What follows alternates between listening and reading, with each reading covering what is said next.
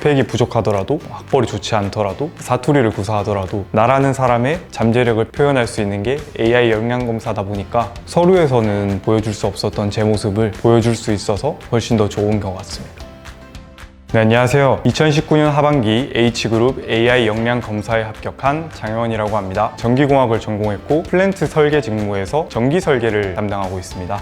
저 같은 경우는 지방 사람이다 보니까 직무 적성 검사 같은 거를 보러 서울까지 가는 게 굉장히 부담스러웠거든요. 시간도 부족하고 돈도 부족하고. 그런데 이제 AI 역량 검사 같은 경우는 집이나 학교 도서관, 카페 같은 곳에서도 쉽게 면접을 볼 수 있다 보니까 그런 면에서는 굉장히 좋은 것 같아요.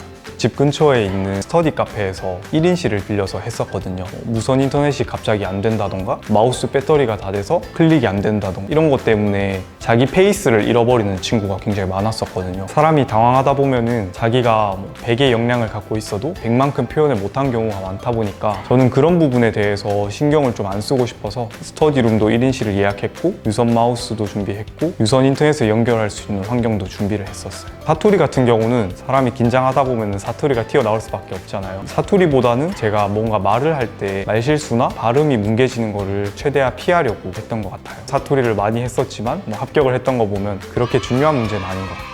답변을 할 때 2번의 기회가 주어져요. 처음에 대답을 하고 자기가 다시 말하고 싶은 경우에는 이게 20초 이내로 다시 말하기라는 버튼을 눌러서 다시 말할 수가 있는데 첫 번째로 말했을 때는 말이 잘 안 나오고 제가 말하면서 들어도 이게 내가 제대로 말하고 있는 건가 하는 생각이 들다 보니까 무조건 다시 하기를 눌러서 말하려고 했었어요. 사실 요즘 취업하기가 힘들다 보니까 한 기업에만 올인하는 사람이 없잖아요. 그러다 보니까 하루는 삼성 거를 공부하고 하루는 현대 거를 공부하고 하루는 SK 거를 공부하고 이렇게 회사마다 어떤 식으로 시험을 보는지가 다 달라서 다 준비하다 보면 굉장히 힘들었는데 AI 역량검사 같은 경우는 나 자신을 준비하면 되는 거거든요. 내가 어떤 사람이고 게임은 어떤 것이 있는지 이런 것만 준비하면 되다 보니까 훨씬 더 경제적이고 효율적인 것 같아요.